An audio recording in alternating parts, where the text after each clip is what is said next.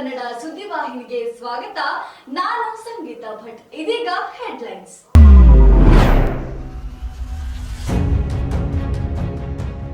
ರಾಹುಲ್ ಗಾಂಧಿ ಅವರ ಹೇಳಿಕೆಯ ವಿರುದ್ಧ ಬಿಜೆಪಿ ವತಿಯಿಂದ ಪ್ರತಿಭಟನೆ.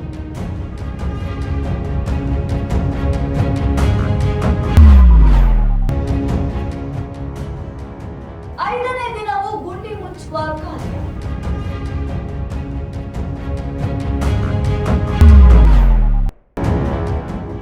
ಅನಾವಶ್ಯಕವಾಗಿ ಗೊಂದಲಗಳನ್ನ ಸೃಷ್ಟಿಸಿದರೆ, ಗಲಾಟೆ ಮಾಡಿದರೆ ಕ್ರಮ.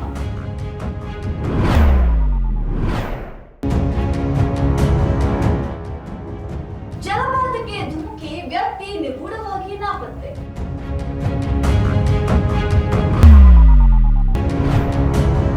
ಕಬಾಬ್ ಅಂಗಡಿ ಮಾಲೀಕರಿಂದ ಹೊತ್ತಿ ಉರಿದ ಆಟೋ ರಿಕ್ಷಾ.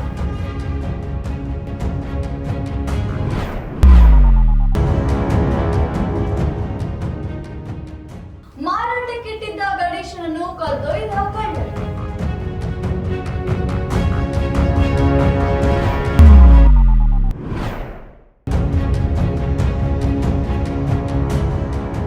ರೀಲ್ಸ್ ಮಾಡುತ್ತಾ ನದಿಗೆ ಬಿದ್ದ ಯುವತಿ.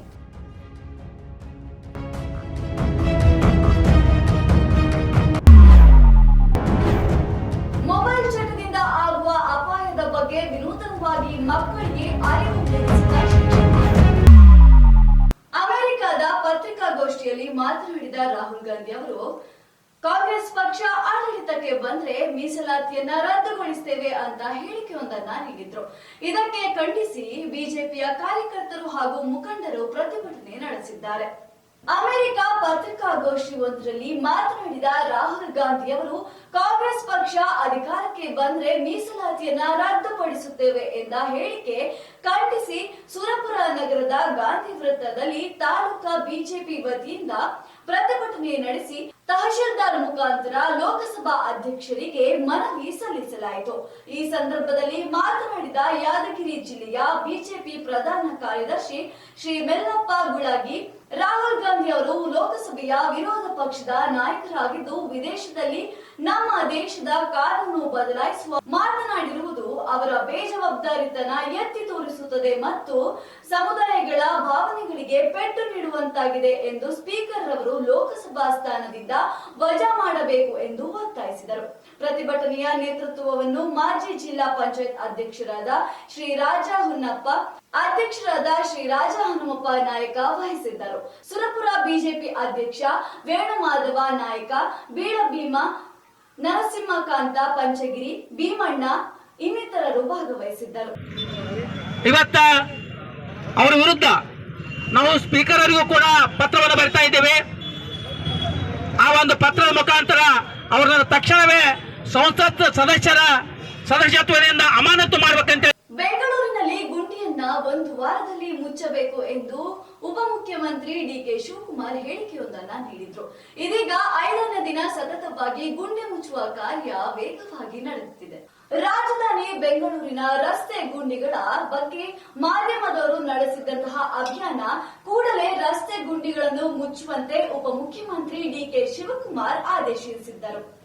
ಈ ಹಿನ್ನೆಲೆಯಲ್ಲಿ ಕಳೆದ 5 ದಿನಗಳಿಂದ ಬಿಬಿಎಂಪಿ ರಸ್ತೆ ಗುಂಡಿ ಮುಚ್ಚುವ ಕಾಮಗಾರಿ ನಡೆಸುತ್ತಿದೆ.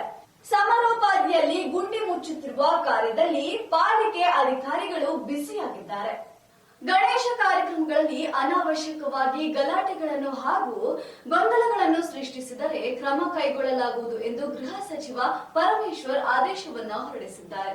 ಯಾರೇ ಆಗಿರಲಿ, ಗಣೇಶ ಹಬ್ಬ ಸೇರಿದಂತೆ ಇನ್ನಿತರ ಹಬ್ಬಗಳಲ್ಲಿ ಅನಾವಶ್ಯಕವಾಗಿ ಗೊಂದಲಗಳನ್ನು ಸೃಷ್ಟಿಸಿ ಗಲಾಟೆ ಮಾಡಿದ್ರೆ ಸುಮ್ಮನೆ ಬಿಡೋದಿಲ್ಲ. ಕಾನೂನು ಚೌಕಟ್ಟಿನಲ್ಲಿ ಏನೆಲ್ಲ ಕ್ರಮ ತೆಗೆದುಕೊಳ್ಳಬೇಕೋ ಕಟ್ಟುನಿಟ್ಟಾಗಿ ಮುಲಾಜಿಲ್ಲದೆ ಜರುಗಿಸುತ್ತೇವೆ ಎಂದು ಇಂದು ನಗರದಲ್ಲಿ ಗೃಹ ಸಚಿವ ಪರಮೇಶ್ವರ್ ಸ್ಪಷ್ಟಪಡಿಸಿದ್ದಾರೆ. ಸಮುದಾಯವನ್ನು ತುಷ್ಟೀಕರಣ ಮಾಡುವ ಅಗತ್ಯತೆ ನಮಗೆ ಇಲ್ಲ. ಹೇಳಿಕೆಗಳನ್ನು ತಿರುಚಿ ನಮಗೆ ಬೇಕಾದಂತೆ ವ್ಯಾಖ್ಯಾನ ಮಾಡಿಕೊಂಡರೆ ನಾವೇನು ಮಾಡೋದಿಲ್ಲ ಎಂದರು. ಸೂಚನೆ ಕೊಟ್ಟಿದ್ದಾರೆ. ನೋಡಿ, ಈ ರೀತಿ ಇದೆ, ಎಲ್ಲ ನೀವು ಏನೇನು ಕ್ರಮ ತಗೋಬೇಕು ಅದೆಲ್ಲ ತಗೊಳ್ಳಿ ಅಂತ. ಅದರಲ್ಲಿ ಇಲ್ಲಿ ಕೂಡ ಅದನ್ನ ಕ್ರಮ ತಗೊಂಡು ಒಂದು KSRP ವ್ಯಾನ್ ಎಲ್ಲ ಇಟ್ಕೊಂಡು ಎಲ್ಲ ರೆಡಿಯಾಗಿ ಇದ್ರು. ಅವರು ಯಾವುದೂ ಅಹಿತಕರವಾದ ಘಟನೆ ಆಗಬಾರ್ದು ಅಂತೇಳಿ ಈ ಘಟನೆ ಆದಮೇಲೆ ಅವರು ಅರ್ಧ ಗಂಟೆ ಒಳಗೆ SP ಬಂದಿದ್ದಾರೆ ಮತ್ತು IG ಬಂದಿದ್ದಾರೆ. ಅವರೆಲ್ಲ ಇಮಿಡಿಯೇಟಾಗಿ ಅದನ್ನು ನಿಲ್ಲಿಸಿದ್ದಾರೆ. ಜಲಪಾತಕ್ಕೆ ಧುಮುಕಿ ವ್ಯಕ್ತಿಯೊಬ್ಬ ನಿಗೂಢವಾಗಿ ನಾಪತ್ತೆಯಾಗಿರುವಂತಹ ವಿಡಿಯೋ ಸಾಮಾಜಿಕ ಜಾಲತಾಣದಲ್ಲಿ ಸಖತ್ ವೈರಲ್ ಆಗ್ತಾ ಇದೆ. ಜಲಪಾತದಲ್ಲಿ ಈಜು ಹೊಡೆಯುತ್ತಿದ್ದ ವ್ಯಕ್ತಿಯೊಬ್ಬ ಪುಟ್ಟ ನೀರಿನ ಕೊಳಕ್ಕೆ ಧುಮುಕಿದ ನಂತರ ನಾಪತ್ತೆಯಾಗಿದ್ದಾನೆ. ಸದ್ಯ ಇದಕ್ಕೆ ಸಂಬಂಧಿಸಿದ ವಿಡಿಯೋ ಸಾಮಾಜಿಕ ಜಾಲತಾಣದಲ್ಲಿ ವೈರಲ್ ಆಗುತ್ತಿದೆ. ವಿಡಿಯೋದಲ್ಲಿ ಅಪರಿಚಿತ ವ್ಯಕ್ತಿಯು ಜಲಪಾತದ ಪಕ್ಕದಲ್ಲಿರುವ ಕೊಳಕ್ಕೆ ಬಂಡೆ ಮೇಲಿನಿಂದ ಧುಮುಕಿದ್ದಾನೆ. ನಂತರ ಆತ ಮೇಲೆ ಬರಲೇ ಇಲ್ಲ.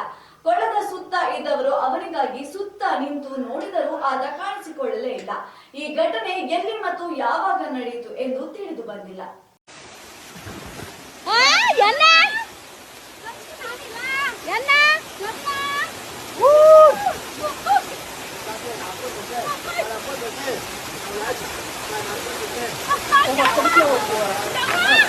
ಮತ್ತಷ್ಟು ರೋಚಕ ಸುದ್ದಿಗಳನ್ನ ವೀಕ್ಷಿಸೋಣ ಸಣ್ಣದೊಂದು ವಿರಾಮದ ನಂತರ.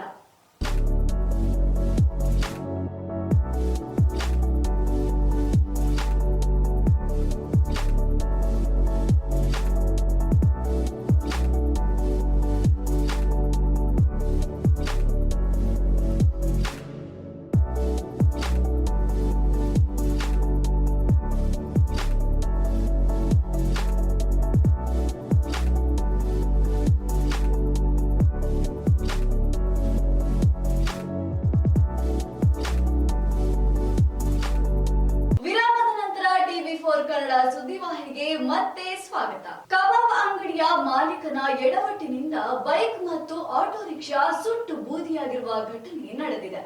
ಕಬಾಬ್ ಅಂಗಡಿ ಮಾಲೀಕನ ಎಡವಟ್ಟಿನಿಂದ ರಸ್ತೆಯೊಂದರಲ್ಲಿ ಆಟೋ ಮತ್ತು ಬೈಕ್ ಹೊತ್ತಿ ಉರಿದಿದೆ. ಘಟನೆಯಲ್ಲಿ ಒಂದು ಆಟೋ 2 ಬೈಕ್ ಸುಟ್ಟು ಕರಕಲಾಗಿದೆ. ವಿವೇಕನಗರದ ಈಜಿಪುರದಲ್ಲಿ ಘಟನೆ ನಡೆದಿದೆ. ಸ್ಥಳಕ್ಕೆ ಅಗ್ನಿಶಾಮಕ ಸಿಬ್ಬಂದಿ ಬಂದು ಬೆಂಕಿ ನಂದಿಸಿದ್ದಾರೆ. ನಿನ್ನೆ ರಾತ್ರಿ 9 ಗಂಟೆಗೆ ಈ ಘಟನೆ ನಡೆದಿದೆ. ಘಟನೆಯಲ್ಲಿ ಯಾವುದೇ ಪ್ರಾಣಾಪಾಯ ಇಲ್ಲ. ರಸ್ತೆ ಪಕ್ಕದಲ್ಲಿ ಕಬಾಬ್ ಮಾರುವ ಗಾಡಿಯೊಂದಿದೆ. ಸಿಲಿಂಡರ್ ಚೇಂಜ್ ಮಾಡುವಾಗ ಅಕಸ್ಮಾತ್ ಆಗಿ ಬೆಂಕಿ ತಗುಲಿಕೊಂಡಿದೆ. ನೀವು ಫೋನ್ ಕಳ್ಳತನ ಹಾಗೂ ಹಣದ ಕಳ್ಳತನ ಆಗುವುದನ್ನ ಕಂಡಿದ್ದೀರಿ. ಆದ್ರೆ ಇಲ್ಲಿ ಕಳ್ಳರು ತಮ್ಮ ಕೈ ಚಳಕವನ್ನು ಗಣೇಶನ ಮೇಲೆ ತೋರಿದ್ದಾರೆ. ಮಾರಾಟಕ್ಕೆ ಅಂತ ಇಟ್ಟಿದ್ದ ಗಣೇಶನನ್ನು ಕಳ್ಳರು ಕದ್ದು ಒಯ್ದಿದ್ದಾರೆ. ಸಿಲಿಕಾನ್ ಸಿಟಿಯಲ್ಲಿ ದೇವರನ್ನು ಬಿಡದೆ ಖದೀಮರು ಕಳ್ಳತನ ಮಾಡಿದ್ದಾರೆ. ಚಿನ್ನ, ಬೆಳ್ಳಿ, ಬೈಕ್, ಕಾರ್ ಎಲ್ಲವನ್ನು ಕದಿಯೋದನ್ನ ಬಿಟ್ಟು ಇದೀಗ ಕಳ್ಳರು ಗಣೇಶನನ್ನ ಅಪಹರಿಸಿದ್ದಾರೆ. ಆದ್ರೆ ಇಬ್ಬರು ಕಳ್ಳರು ಮಾರಾಟಕ್ಕಿಟ್ಟ ಗಣೇಶನನ್ನು ಬಿಡದೆ ಕದ್ದು ಪರಾರಿಯಾಗಿದ್ದಾರೆ. ಗಣಪತಿ ಉತ್ಸವಗಳಿಗೆ ಮಾರಾಟಕ್ಕಿಟ್ಟಿದ್ದ ಗಣಪತಿ ಮೂರ್ತಿ ಕಳವಾಗಿದೆ. ರಾತ್ರೋರಾತ್ರಿ ಬೈಕಿನಲ್ಲಿ ಬಂದ ಖದೀಮರು ಕ್ಷಣಾರ್ಧದಲ್ಲಿ ಮೂರ್ತಿ ಕದ್ದು ಎಸ್ಕೇಪ್ ಆಗಿದ್ದಾರೆ. ಇದೀಗ ಯುವಕ ಯುವತಿಯರಲ್ಲಿ ರೀಲ್ಸ್ ಹುಚ್ಚು ಹೆಚ್ಚಾಗುತ್ತಿದೆ. ಇಲ್ಲೊಬ್ಬ ಯುವತಿ ನದಿಗೆ ಹಾರಿ ಪ್ರಾಣ ಬಿಡುವಂತಹ ವಿಡಿಯೋ ಸಾಮಾಜಿಕ ಜಾಲತಾಣದಲ್ಲಿ ಸಖತ್ ವೈರಲ್ ಆಗ್ತಾ ಇದೆ. ರೀಲ್ಸ್ ಕ್ರೇಜ್ಗಾಗಿ ಯುವ ಜನತೆ ಡೆಡ್ಲಿ ಕಸರತ್ತು ಮಾಡುವ ಸುದ್ದಿಗಳು ಪ್ರಸ್ತುತ ದಿನಗಳಲ್ಲಿ ಸಾಮಾಜಿಕ ಜಾಲತಾಣದಲ್ಲಿ ಭಾರಿ ಸದ್ದು ಮಾಡುತ್ತಿದೆ. ಇತ್ತೀಚೆಗೆ ಹರಿದ್ವಾರದ ವಿಷ್ಣು ಘಾಟ್ ರೀಲ್ಸ್ ಮಾಡಲು ಹೋಗಿ ಯುವತಿ ಗಂಗಾ ನದಿಗೆ ಜಾರಿ ಬಿದ್ದಿರುವ ವಿಡಿಯೋ ವೈರಲ್ ಆಗ್ತಾ ಇದೆ. ಗಂಗಾ ನದಿಯ ತೀರದಲ್ಲಿ ರೀಲ್ಸ್ ಮಾಡುವ ಸಮಯದಲ್ಲಿ ಯುವತಿ ಕಾಲು ಜಾರಿ ನದಿಗೆ ಬಿದ್ದಿದ್ದಾಳೆ. ಬಳಿಕ ಹರಸಾಹಸ ಪಟ್ಟು ಈಜಾಡಿ ಯುವತಿ ಜೀವ ಉಳಿಸಿಕೊಂಡಿದ್ದಾಳೆ. ವಿಡಿಯೋ ನೋಡಿದ ನೆಟ್ಟಿಗರು ಇದು ಹೀಗೆ ಆಗಬೇಕಿತ್ತು ಎಂದು ಕಮೆಂಟ್ ಮಾಡಿದ್ದಾರೆ. ಇತ್ತೀಚಿನ ದಿನಗಳಲ್ಲಿ ಚಿಕ್ಕ ಮಕ್ಕಳಿಗೆ ಮೊಬೈಲಿನ ಹುಚ್ಚು ಹೆಚ್ಚಾಗುತ್ತಿದೆ. ಇದಕ್ಕಾಗಿ ವಿನೂತನವಾಗಿ ಶಿಕ್ಷಕಿಯೊಬ್ಬಳು ಹೇಗೆ ಮೊಬೈಲ್ ಚಟದಿಂದ ದುಷ್ಪರಿಣಾಮ ಉಂಟಾಗುತ್ತದೆ ಅಂತ ಮಕ್ಕಳಿಗೆ ತಿಳಿಸಿ ಹೇಳುವಂತಹ ವಿಡಿಯೋ ಸಾಮಾಜಿಕ ಜಾಲತಾಣದಲ್ಲಿ ವೈರಲ್ ಆಗ್ತಾ ಇದೆ. ಇತ್ತೀಚಿನ ದಿನಗಳಲ್ಲಿ ಚಿಕ್ಕ ಚಿಕ್ಕ ಮಕ್ಕಳಿಗೆ ಟಿವಿ ಹಾಗೂ ಮೊಬೈಲ್ ನೋಡುವ ಚಟ ಹೆಚ್ಚಾಗಿದೆ. ಮೊಬೈಲ್ ನೋಡುವುದು ಎಷ್ಟು ಹಾನಿಕರ ಎಂಬುದು ತಿಳಿದಿದ್ದರೂ ತಂದೆ ತಾಯಿ ಮಕ್ಕಳಿಗೆ ಮೊಬೈಲ್ ಕೊಟ್ಟು ಕೂರಿಸುತ್ತಾರೆ.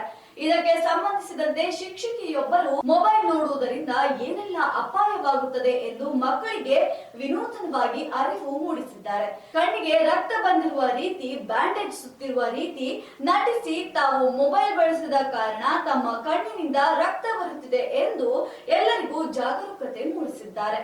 ಇವಿಷ್ಟು ಇವತ್ತಿನ ಪ್ರಮುಖ ಸುದ್ದಿಗಳು. ನಿತ್ಯ ನಿಜ ನಿರಂತರ ಸುದ್ದಿ ಹಾಗೂ ಮನೋರಂಜನೆಗೆ ವೀಕ್ಷಿಸಿ TV4 ಕನ್ನಡ ಸುದ್ದಿವಾಹಿನಿ. ನಾನು ಸಂಗೀತಾ ಭಟ್.